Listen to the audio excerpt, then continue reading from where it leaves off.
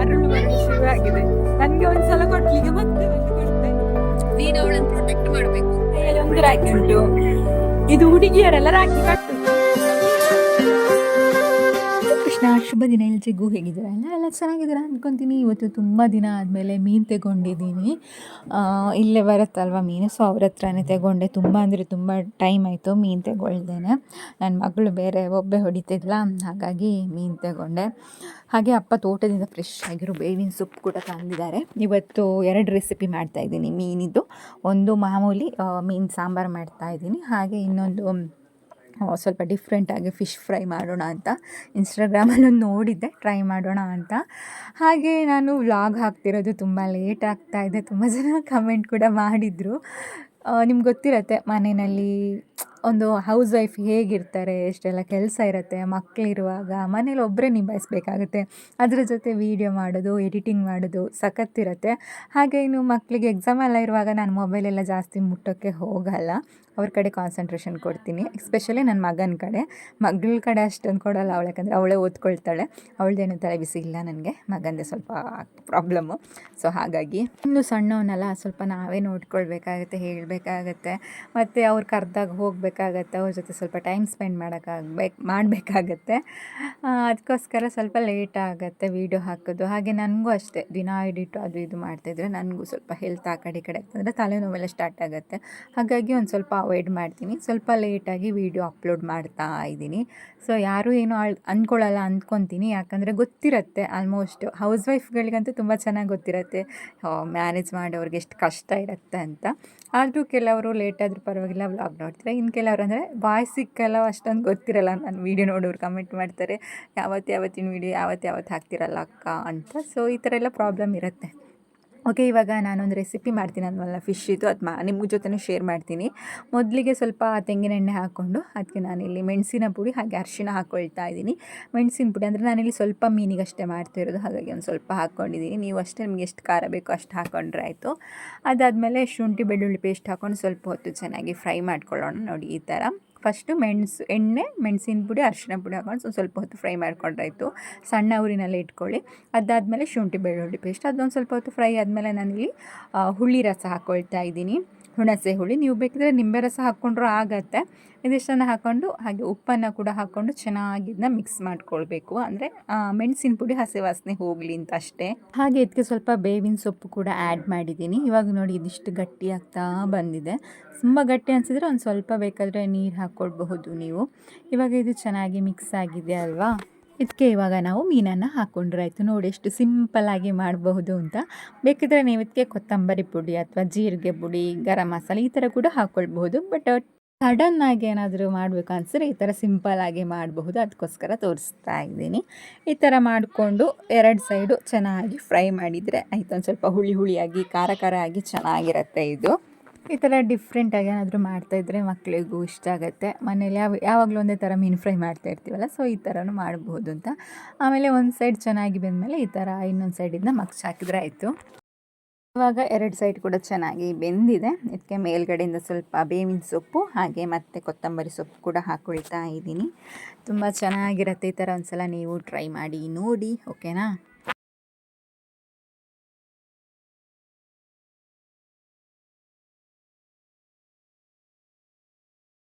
ಒಂದ್ಸಲ ಎಲ್ಲ ಕೆಲಸ ಆಗಿ ಸಾಂಬಾರೆಲ್ಲ ಆದಮೇಲೆ ನಾನು ಊಟ ಮಾಡ್ತಾ ಇದ್ದೀನಿ. ನನಗೆ ಉಂಟಲ್ಲ ಫೋನಲ್ಲಿ ಮಾತಾಡ್ತಾ ನನಗೆ ಫಿಶ್ಶಿಂದ ಸ್ವಲ್ಪ ಸಾಂಬಾರು ತೆಗೆದಿಡೋಕ್ಕೆ ಮರ್ತೋಯ್ತು. ಮತ್ತು ಅಕ್ಕನ ಮನೆಯಿಂದ ಸ್ವಲ್ಪ ಬೆಂಡೆಕಾಯಿ ಸಾರು ತಂದು ಅದರಲ್ಲೇ ಊಟ ಮಾಡ್ತಾ ಇದ್ದೀನಿ. ನಂದು ಹೊರಟಾಯ್ತು ಸ್ಕೂಲ್ಗೆ ಹೋಗಿ ಬರುವ. ನಾನು ನಿಲ್ಲಿಕ್ಕಿಲ್ಲ, ಮೊನ್ನೆ ಮೀಟಿಂಗಿಗೆ ನಿಂತಿದ್ದೇನೆ. ಇವತ್ತು ಹೋಗಿ ಅವಳ ಮಾರ್ಕ್ಸ್ ನೋಡಿ ಬರೋದಷ್ಟೇ. ಅಲ್ಲಿ ಹಾಗೆಲ್ಲ ಮಾಡೋದಿಲ್ಲ, ಹೋಗುದು ಬರೋದು ಅಷ್ಟೇ. ಆಮೇಲೆ 2-2:30 ಅಷ್ಟೊತ್ತಿಗೆ ಮಕ್ಕಳ ಸ್ಕೂಲ್ಗೆ ಹೋಗಲಿಕ್ಕಿತ್ತು, ಯಾಕಂದರೆ ಲಾಸ್ಟ್ ಆಗಿದೆ ಎಕ್ಸಾಮ್, ಪೇಪರ್ ವೆರಿಫಿಕೇಷನ್ ಎಲ್ಲ ಇತ್ತು. ಸೊ ಹಾಗಾಗಿ ಅಲ್ಲಿಗೆ ಹೋಗಿ ಬರೋಣ ಅಂತ ಹೋಗ್ತಾ ಇದ್ದೀನಿ. ವಾಪಸ್ ಬರುವಾಗ ರಕ್ಷಾಬಂಧನ ಇದ್ದ ಕಾರಣ ಹನಿ ಹಿಡಿದು ರಕ್ಷಾಬಂಧನ ತಗೊಂಡು ಬಾ ಅಂತ ಅಣ್ಣನವ್ರಿಗೆ ಕಟ್ಟಬೇಕಲ್ಲ, ಹಾಗಾಗಿ ರಕ್ಷಾಬಂಧನ ತಗೊಳ್ಳುವಾಗ ಅವರು ನಿಮ್ಮ ಕೈಯಲ್ಲಿ ಒಂದಿಲ್ಲಲ್ಲ ನಾನು ಕಟ್ತೀನಿ ಅಂತ ಹೇಳಿದರು. ಓಕೆ ಪರವಾಗಿಲ್ಲ ಕಟ್ಟಿ ಅಂತ ಹೇಳಿದೆ. ಹಾಗಾಗಿ ಅವರೊಂದು ರಕ್ಷಾಬಂಧನ ಕಟ್ಟಿದರು. ಹೋಗಿ ಬಂದೆ, ಪರವಾಗಿಲ್ಲ ಚೆಂದ ಉಂಟು. ಮೊನ್ನೆ ಕೃಷ್ಣಂದು ಪರವಾಗಿಲ್ಲ, ಈಗ ಫಸ್ಟ್ ಅಲ್ಲ. ಇಬ್ರು ಮಕ್ಕಳು ಬಂದ್ರು ಗೈಸ್. ಹನಿದು ಇವತ್ತೆಷ್ಟು ಕಂಪ್ಲೇಂಟ್ ಇತ್ತು ನಂಗೆ. ಒಂದೊಂದು ಕನ್ನಡದಲ್ಲಿ ಇಷ್ಟಿಷ್ಟೆಲ್ಲ ತಪ್ಪು, ಸಣ್ಣ ಸಣ್ಣದು. 98 ಕನ್ನಡ, ಕನ್ನಡದಲ್ಲಿ ಇಂಗ್ಲಿಷ್ ಅಲ್ಲಿಯಾ ಕಡಿಮೆ. ಇಂಗ್ಲಿಷ್ ಅಲ್ಲಿ ಸ್ವಲ್ಪ ಕಡಿಮೆ ಉಂಟು ಈ ಸಲ ಮಾರ್ಕ್. ನೆಕ್ಸ್ಟ್ ಟೈಮ್ ಒಂದು ಕೋಲ್ ಇಟ್ಕೊಂಡು ಕೂರಿಸ್ಬೇಕು.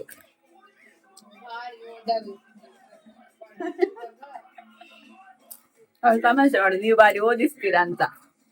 ನಾನು ಓದಿಸಿದ್ ಬಿಟ್ಟ ಮೇಲೆ ಅವಳು ಗುಟ್ಟು ಮಾರ್ಕ್ ತೆಗ್ದದ್ದು. ನಾನು ಓದಿಸುವಾಗ ಅವಳಿಗೆ ಅರ್ಥ ಆಗ್ತಿರ್ಲಿಲ್ಲ. ಅದೆಂತ ಗೊತ್ತಾ, ಸ್ಕೂಲಲ್ಲಿ ಮಿಸ್ನವರು ಒಂದು ತರ ಹೇಳಿಕೊಡ್ತಾರೆ, ಮನೆಯಲ್ಲಿ ನಾವೊಂದು ತರ ಹೇಳಿಕೊಡ್ತೇವೆ, ಆಗ ಮಕ್ಕಳಿಗೆ ಕನ್ಫ್ಯೂಸ್ ಆಗ್ತದೆ. ಕೆಲವರಿಗೆ ಹಾಗೆ, ಕೃಷ್ಣನಿಗೆ ಸಹ ಹಾಗೆ. ಅವನು ಹೇಳ್ತಾರೆ ಅವನಿಗೆ ಮಿಸ್ ಹೇಳಿದ್ದು ಮಾತ್ರ ಕರೆಕ್ಟ್, ನಾನು ಹೇಳಿದ್ದು ಮಂಡೆಗೆ ಹೋಗುದಿಲ್ಲ ಅವನಿಗೆ. ಮಿಸ್ ಹಾಗೆ ಅಲ್ಲ ಹೇಳಿದ್ದು, ಹೀಗೆ ಹೇಳಿದ್ದು ಅಂತ. ಅದಕ್ಕೆ ನಾನೀಗ ಅನ್ಸುದು ಕೃಷ್ಣ ಕೂಡ ಅವನೇ ಓದ್ಲಿಕ್ಕೆ ಆಗುವಾಗ ಗುಡ್ ಮಾರ್ಕ್ ತೆಗಿತಾನೆ ಅಂತ. ಪರವಾಗಿಲ್ಲ, ಈ ಸಲ ತೆಗ್ದಿದ್ದಾನೆ ಅಲ್ಲ ಕೃಷ್ಣ. ನೆಗಡು ನೋಡಿ ಅವನು. ಗಟ್ಟಿದ್ದಾಗ ಮತ್ತೆ ರಾಖಿ ಕಟ್ಟು ಅಣ್ಣನವರಿಗೆ ಹೋಗಿ. ಅವನ ಕೈಯಲ್ಲಿ ಒಂದು ರಾಖಿ ಉಂಟು. ಇದು ಹುಡುಗಿಯರೆಲ್ಲ ರಾಖಿ ಕಟ್ಟುದು, ನಿಜವಾಗಿ ಅಣ್ಣನವರಿಗೆ ರಾಖಿ ಕಟ್ಲಿಕ್ಕೆ, ಅಣ್ಣನಿಗೆ ಇಲ್ಲನಿಗೆ ತಮ್ಮನಿಗೆ. ಇದೀಗ ರಾಖಿ ಅಂದ್ರೆ ಎಲ್ರಿಗೂ ಕಟ್ಟುದೆ. ನನ್ಗೆ ಪಾಪ ರಾಖಿ ಅವರೇ ಕಟ್ಟಿದ್ದು, ರಾಖಿ ಅಂಗಡಿಯಲ್ಲಿ ತಗೊಳ್ಳುವಾಗ ನಿಮ್ಗೆ ಕಟ್ತೇನೆ ಅಂತ. ದೊಡ್ಡ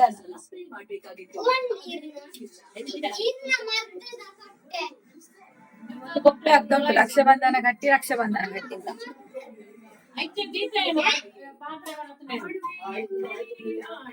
ಬಲ ಇವರಿಗೆ ರಕ್ಷಾಬಂಧನದಲ್ಲಿ ಮುಳುಗಿಸ್ಬೇಕು ನಿನ್ನೊಮ್ಮೆ.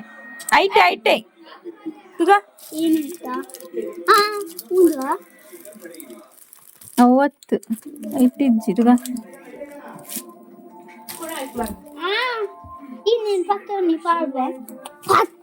ಐನ್ಗೋನ ಐಟೆ ಇಪ್ಪನ ಒಂದು ಪರತ್ತು. ಈಗ್ಲೇ ಮರಳು ಶುರು ಆಗಿದೆ. ನನ್ಗೆ ಒಂದ್ಸಲ ಕೊಟ್ಲಿಗೆ ಮತ್ತೆ ಒಂದು ಕೊಡ್ತಾ ಇದ್ದಾಳೆ. ಎರಡು ಸತಿ ಕೊಟ್ರೆ ಎಂತ ಉಂಟು, ಅದು ಮರ್ತು ಕೊಟ್ಟದಲ್ಲ ನೀನು. ಸಾಕು ಬರು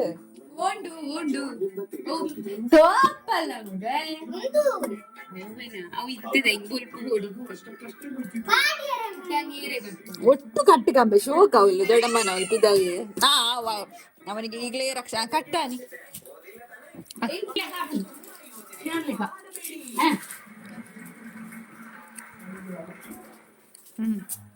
ಗಿಫ್ಟ್ ಕೊಡ್ಬೇಕು ನೀನು ಅವಳಿಗೆ, ಖಾಲಿ ರಕ್ಷಾಬಂಧನ ಕಟ್ಲಿಕ್ಕೆ ಹೇಳುದಲ್ಲ. ನೀನ್ ಗಿಫ್ಟ್ ಕೊಡ್ಬೇಕು ಅವಳಿಗೆ ರಕ್ಷಾಬಂಧನ ಕಟ್ಟಿದಕ್ಕೆ. ಅದು ರಕ್ಷಾಬಂಧನ ಎಂತಕ್ಕೆ ಕಟ್ಟುದು ಗೊತ್ತುಂಟಾ? ನೀನ್ ಅವಳನ್ನು ಪ್ರೊಟೆಕ್ಟ್ ಮಾಡ್ಬೇಕು ಅಂತ ಕೇಳ್ತಾ. ಓಯ್ ಜನ, ನೀನ್ ಅವಳನ್ನು ಪ್ರೊಟೆಕ್ಟ್ ಮಾಡ್ಬೇಕು ಅಂತ ರಕ್ಷಾಬಂಧನ ಕಟ್ಟುದು. ನೀನು ಹುಡುಗ ಅಲ್ಲ, ನೀನ್ ಅಕ್ಕನನ್ನು ಪ್ರೊಟೆಕ್ಟ್ ಮಾಡ್ಬೇಕು.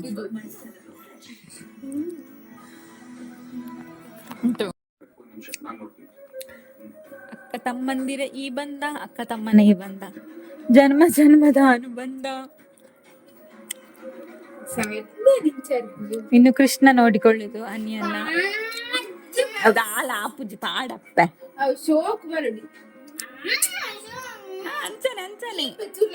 ಅಯ್ಯೋ, ಇವ್ರು ರಕ್ಷಾಬಂಧನ ಕಟ್ಟುವಾಗ್ಲೇ ಗಲಾಟೆ, ಇನ್ನು ಕೃಷ್ಣ ನೋಡಿಕೊಂಡಾಗಿ ಅಲ್ಲ ಕೃಷ್ಣ. ಕೈಯಲ್ಲಿ ಅಂಚ ಗಿಫ್ಟ್ ಎಲ್ಲಿ? ಗಿಫ್ಟ್ ಕೊಡು. ಚಾಕ್ಲೇಟ್.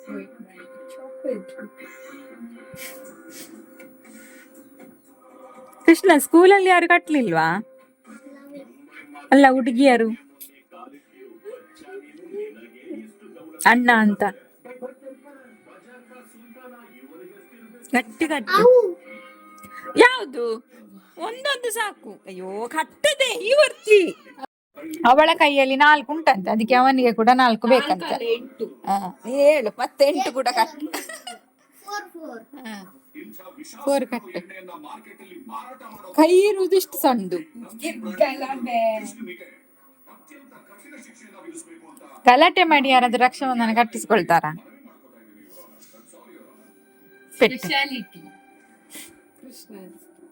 ಆಯ್ತಲ್ಲ. ಇನ್ನು ಅಲ್ಲಿ ಅಣ್ಣನವರು ಮತ್ತೆ ಕಟ್ತಾರೆ. ಅಯ್ಯೋ ನಾನು ಒಂಜಿ ಕಟ್ಟು 4ಗೆ ಅತ್ತ 4 ಅವನಿಗೆ.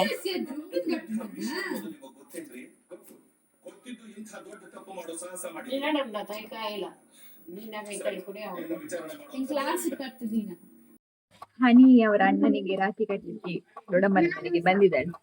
ನೀನೆಂತ ರಾಖಿ ಕಟ್ಟಿದ್ದು? ನೀನು ಕಟ್ಟಲಿಕ್ಕಿಲ್ಲ, ಅವರು ಕಟ್ಟಲಿಕ್ಕೆ.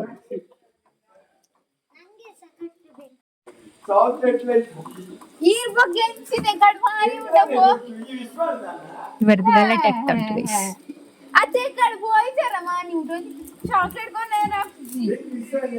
ಅಲ್ಲ ಕುಡೋರಿಲ್ಲ ಬತ್ತಿ ಸರಿ ಅಂತ. ಇನ್ನೊಬ್ಬ ಹನಿಗೆ ಎಷ್ಟು ಜನ ಅಣ್ಣಗೆ? ಹನಿ 1 2 3 4 5 6 7 ಒಬ್ಬ ದೂರ ಇದ್ದಾನೆ. ನಿಶು ಏ ಸಂಜಿತ್ ಚಾಕ್ಲೇಟ್ ತಗೊಂಡು ಚಾಕ್ಲೇಟ್ ಓ ಸಂಜಿತ್ ಚಾಕ್ಲೇಟ್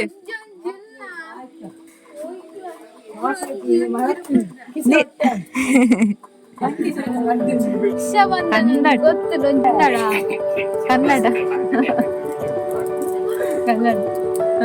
ಎಂತ ಒಂದು ರಕ್ಷಾಬಂಧನ ಅಂತ ಗೊತ್ತುಂಟು, ಒಬ್ರು ತಂಗಿದ್ದಾರೆ ಅಂತ ಗೊತ್ತುಂಟು, ಆದ್ರೆ ಕೂಡ ಒಂದು ಚಾಕ್ಲೇಟ್ ಲೆಕ್ಕ ಬರ್ತಿಗೆ ಇವರೆಲ್ಲ.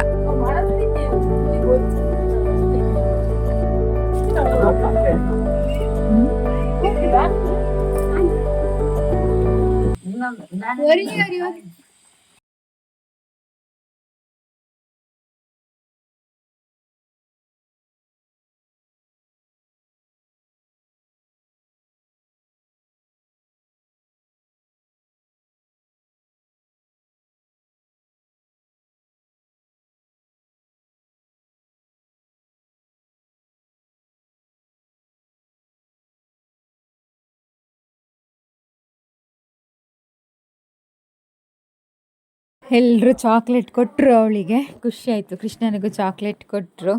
ಮಕ್ಕಳಿಗೆ ಒಂದು ಈ ಥರ ರಕ್ಷಾಬಂಧನ ದಿನ ಅಥವಾ ಬರ್ತ್ಡೇ ದಿನ ಈ ಥರ ಒಟ್ಟು ಸೇರುವುದೇ ಒಂದು ಖುಷಿ ಅಲ್ವಾ. ಅಲ್ಲಿ ಎಲ್ಲ ಮುಗಿಸಿ ಮತ್ತು ನಾವು ಮನೆಗೆ ಬಂದ್ವಿ. ಮನೆಗೆ ಬಂದಮೇಲೆ ನನಗೆ ನೋಡಿ ಒಂದು ರಾಶಿ ಕೆಲಸ ಉಂಟು. ತರಕಾರಿ ತಂದಿದ್ರು, ತರಕಾರಿ ಎಲ್ಲ ಇಡಬೇಕು, ಪಾತ್ರೆ ತೊಳಿಲಿಕ್ಕುಂಟು. ಇದೇ ಆಯಿತು. ಇವತ್ತು 2 ಕವರ್ ತರಕಾರಿ ಉಂಟು, ಅದನ್ನೆಲ್ಲ ಅವತ್ತೇ ಇಟ್ಟು ಕ್ಲೀನ್ ಮಾಡಿ ಇಟ್ಟು ಮಲಗಬೇಕು. ಇನ್ನು ನಾಳೆ ಇಡುವ ಅಂದರೆ ಅದು ಆಗಲಿಕ್ಕಿಲ್ಲ, ಯಾಕಂದರೆ ಪ್ಲಾಸ್ಟಿಕಲ್ಲಿ ಇರುತ್ತಲ್ವ.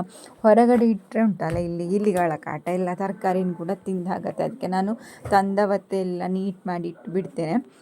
ಈಗ ಆಲ್ಮೋಸ್ಟ್ ಮೀಶೋ ಅಲ್ಲಿ ತರಕಾರಿ ಇರೋ ಆ ಡಬ್ಬ ಎಲ್ಲ ತಗೊಂಡ್ಮೇಲೆ ಈಸಿ ಆಗುತ್ತೆ, ಬೇಗ ಇಡಲೂಬಹುದು. ಹಾಗೆ ಫ್ರಿಡ್ಜ್ ಕೂಡ ಕ್ಲೀನ್ ಕಾಣುತ್ತೆ. ನೋಡಿ ನನಗೆ ಮಂಡೆ ಬಿಸಿ ಆಗ್ತಾ ಉಂಟು, ಹೇಗೆ ಇಡೋದು, ಎಷ್ಟೆಲ್ಲ ಉಂಟಲ್ವಾ ಅಂತ. ಒಂದೊಂದು ಸಲ ಹೀಗೆ ಅಂದರೆ ನೈಟ್ ಹೊತ್ತು ಕೆಲಸ ಮಾಡಲಿಕ್ಕೆ ದಸ್ಸಿನ ಆಗ್ತದೆ ಆಯಿತಾ, ಎಷ್ಟು ಮಾಡೋದು. ಹಗಲೆಲ್ಲ ಹೋಗಿ ಬಂದರೆ ಸ್ವಲ್ಪ ಟಯರ್ಡ್ ಕೂಡ ಆಗಿರತ್ತಾ. ಹಗಲು ಬೇರೆ ಕೆಲಸ, ನೈಟ್ ಬೇರೆ ತರಕಾರಿ ಎಲ್ಲ ತಂದರೆ ಅದೊಂದು ಇಡೋದು ಕೆಲಸ. ಯಪ್ಪ ಒಂದೊಂದು ಸಲ ಉಂಟಲ್ಲ ಹೆವಿ ಅನಿಸುತ್ತೆ, ಆದರೂ ಮಾಡಲೇಬೇಕಲ್ವಾ, ಮಾಡೋದೆಂತ ಮಾಡೋದು. ನಾಳೆಗೆ ಅಂತ ಇಟ್ಟರೆ ನಾಳೆ ಕೂಡ ನಾನೇ ಮಾಡಬೇಕು, ಇವತ್ತಾದರೆ ಇವತ್ತು ಕೂಡ ನಾನೇ ಮಾಡಬೇಕು. ಹಾಗಾಗಿ ನೈಟ್ ಹೊತ್ತು ಎಲ್ಲ ಮುಗಿಸ್ತೇನೆ. ಬೆಳಿಗ್ಗೆ ಸ್ವಲ್ಪ ಲೇಟಾಗಿದ್ದರೂ ಪರವಾಗಿಲ್ಲ ಅಂತ ನಾನಿವಾಗ ಅದೇ ನನಗೆ ಅಭ್ಯಾಸ ಆಗಿಬಿಟ್ಟಿದೆ.